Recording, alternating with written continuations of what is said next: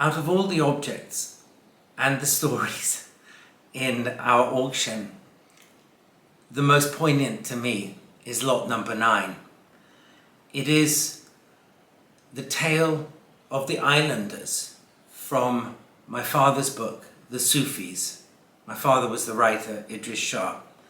And at the front of the book, The Sufis, published in 1964, there is a calligraphy in Arabic of a ship. And I grew up with that calligraphy. And I was so thrilled to find a textile in the form of that calligraphy, made by master craftsmen in the Medina in Cairo. And it's very large. It's like this size. On the website it might look a little bit small, but it's large and magical. And I'm so thrilled to have the story of the islanders along with it, which is so mesmerizing and challenging and extraordinary that when presented with the calligraphy itself, seemed to tap into something ancient and more important than almost anything I can think of.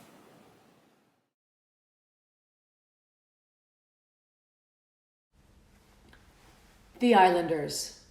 Once upon a time there lived an ideal community in a far-off land.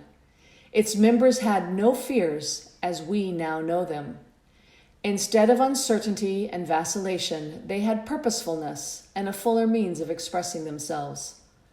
Although there were none of the stresses and tensions which mankind now considers essential to its progress, their lives were richer because other, better elements replaced these things. Theirs, therefore, was a slightly different mode of existence. We could almost say that our present perceptions are a crude makeshift version of the real ones which this community possessed.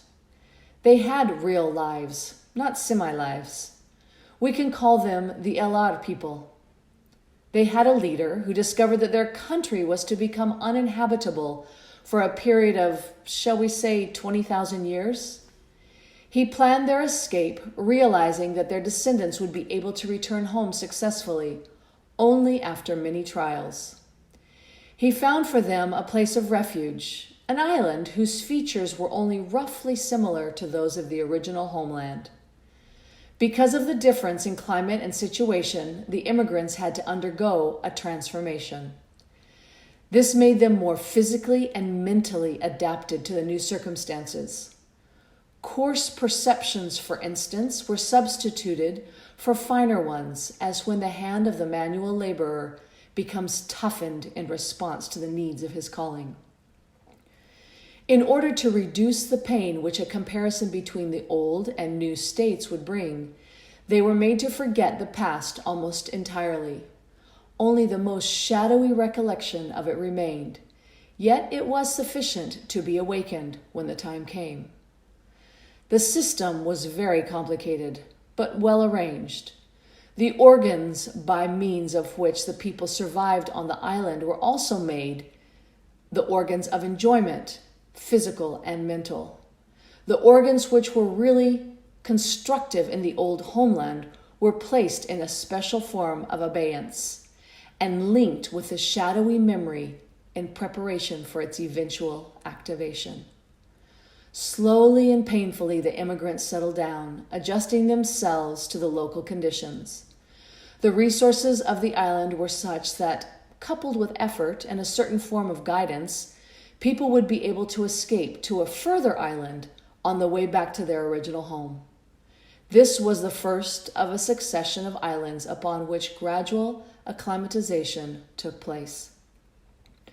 The responsibility of this evolution was vested in those individuals who could sustain it.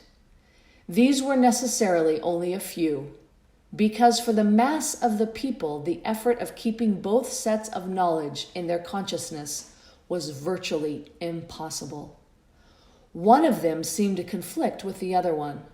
Certain specialists guarded the special science.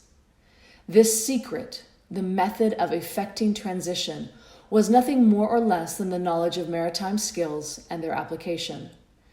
The escape needed an instructor, raw materials, people, effort, and understanding. Given these, people could learn to swim and also to build ships.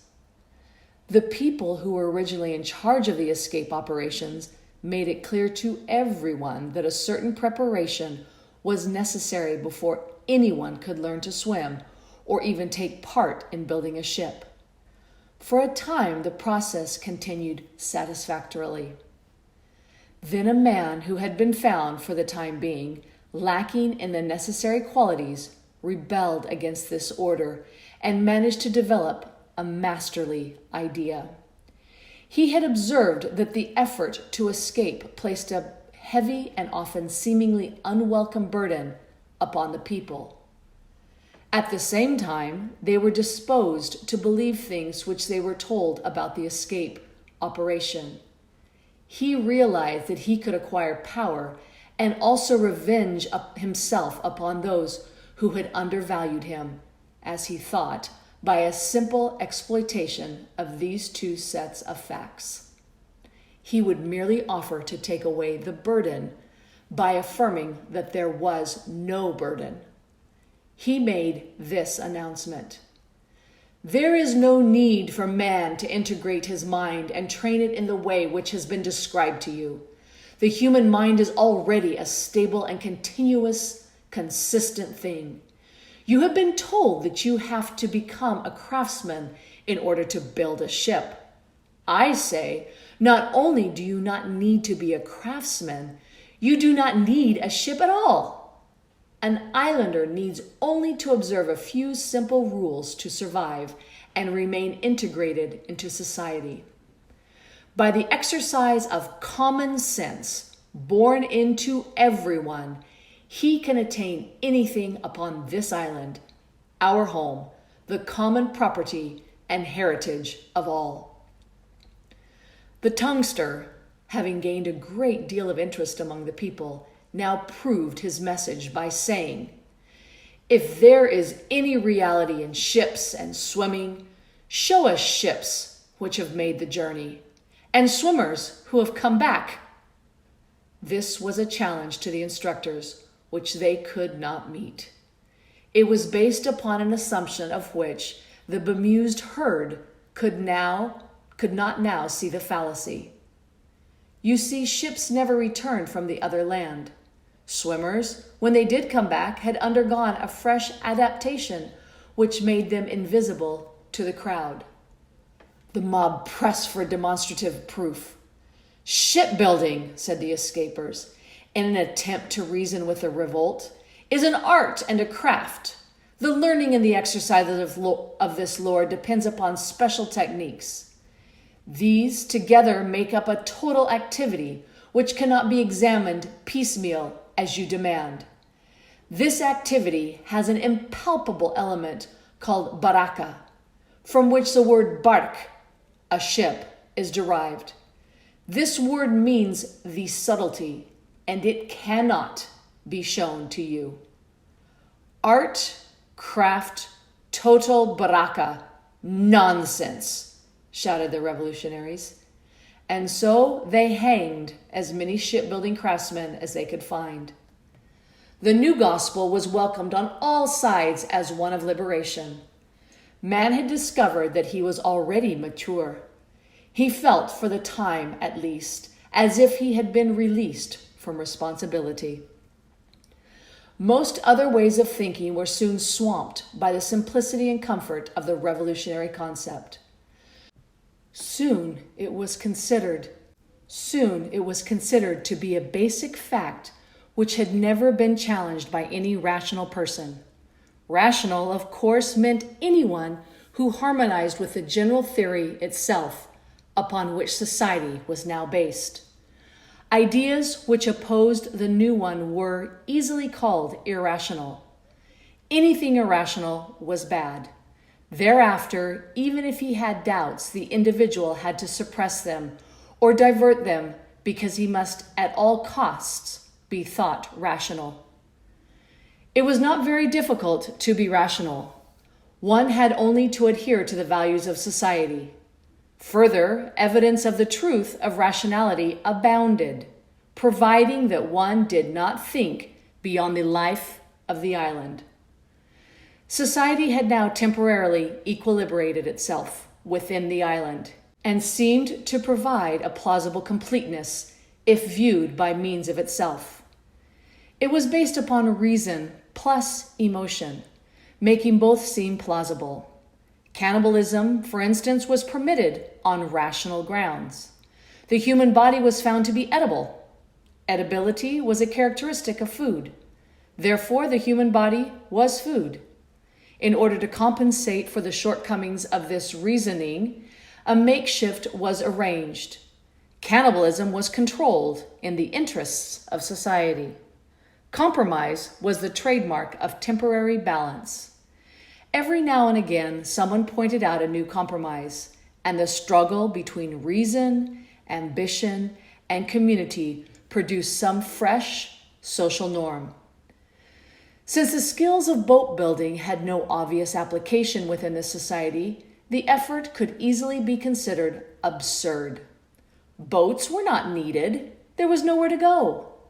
The consequences of certain assumptions can be made to prove those assumptions. This is what is called pseudo-certainty, the substitute for real certainty. It is what we deal in every day when we assume that we will live another day. But our islanders applied it to everything. It is hardly surprising that from quite early times the very thought of leaving the island filled most people with terror. Similarly, very real fear is to be seen in long-term prisoners who are about to be released. Outside, the place of captivity is a vague, unknown, threatening world. The island was not a prison, but it was a cage with invisible bars, more effective than obvious ones ever could be. The insular society became more and more complex, and we can look at only a few of its outstanding features. Its literature was a rich one. In addition to cultural compositions, there were numerous books which explained the values and achievements of the nation. There was also a system of allegorical fiction which portrayed how terrible life might have been had society not arranged itself in the present reassuring pattern. From time to time, instructors tried to help the whole community to escape. Captains sacrificed themselves for the re-establishment of a climate in which the now concealed shipbuilders could continue their work. All these efforts were interpreted by historians and sociologists with reference to conditions on the island, without thought for any contact outside this closed society. Plausible explanations of almost anything were comparatively easy to produce.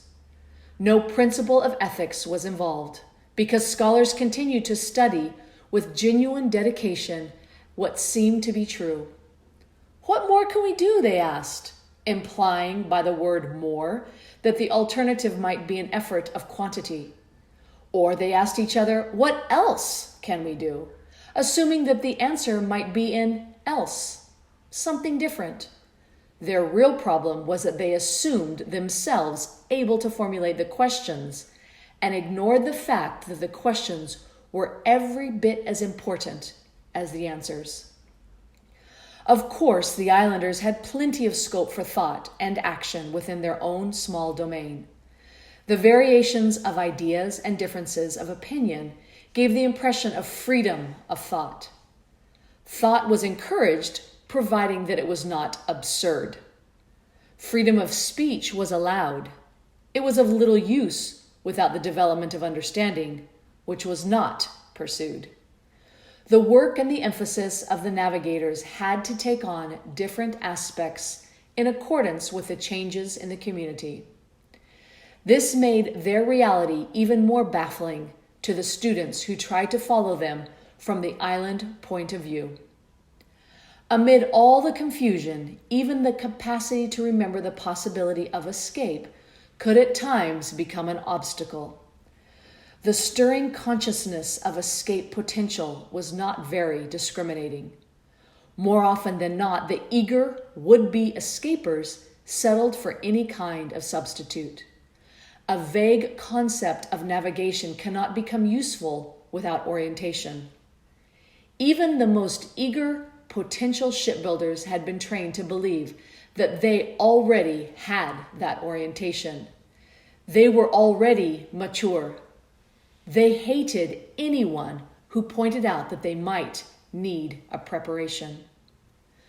Bizarre versions of swimming or shipbuilding often crowded out possibilities of real progress. Very much to blame were the advocates of pseudo-swimming or allegorical ships, mere hucksters who offered lessons to those as yet too weak to swim, or passages on ships which they could not build. The needs of the society had originally made necessary certain forms of efficiency and thinking which developed into what was known as science. This admirable approach, so essential in the fields where it had an application, finally outran its real meaning. The approach called scientific, soon after the please revolution, became stretched until it covered all manner of ideas. Eventually, things which could not be brought within its bounds became known as unscientific, another convenient synonym for bad. Words were unknowingly taken prisoner and then automatically enslaved. In the absence of a suitable attitude, like people who, thrown upon their own resources in a waiting room, feverishly read magazines, the islanders absorbed themselves in finding substitutes for the fulfillment which was the original, and indeed the final, purpose of this community's exile. Some were able to divert their attention, more or less successfully, into mainly emotional commitments. There were different ranges of emotion, but no adequate scale for measuring them. All emotion was considered to be deep or profound, at any rate more profound than non-emotion. Emotion, which was seen to move people to the most extreme physical and mental acts known, was automatically termed deep. The majority of people set themselves targets or allowed others to set them for them. They might pursue one cult after another, or money, or social prominence. Some worshipped some things and felt themselves superior to all the rest. Some, by repudiating what they thought worship was, thought that they had no idols and could therefore safely sneer at all the rest. As the centuries passed, the island was littered with the debris of these cults. Worse than ordinary debris, it was self-perpetuating. Well-meaning and other people combined the cults and recombined them, and they spread anew. For the amateur and intellectual, this constituted a mine of academic or initiatory material, giving a comforting sense of variety. Magnificent facilities for the indulging of limited satisfactions proliferated. Palaces and monuments, museums and universities, institutes of learning, theaters and sports stadiums almost filled the island. The people naturally prided themselves on these endowments, many of which they considered to be linked in a general way with ultimate truth, though exactly how this was so escaped almost all of them. Shipbuilding was connected with some dimensions of this activity, but in a way unknown to almost everyone. Clandestinely, the ships raised their sails. The swimmers continued to teach swimming. The conditions on the island did not entirely fill these dedicated people with dismay. After all, they too had originated in the very same community and had indissoluble bonds with it and with its destiny. But they very often had to preserve themselves from the attentions of their fellow citizens. Some normal islanders tried to save them from themselves. Others tried to kill them for an equally sublime reason. Some even sought their help eagerly, but could not find them. All these reactions to the existence of the swimmers were the result of the same cause, filtered through different kinds of minds. This cause was that hardly anyone now knew what a swimmer really was, what he was doing, or where he could be found.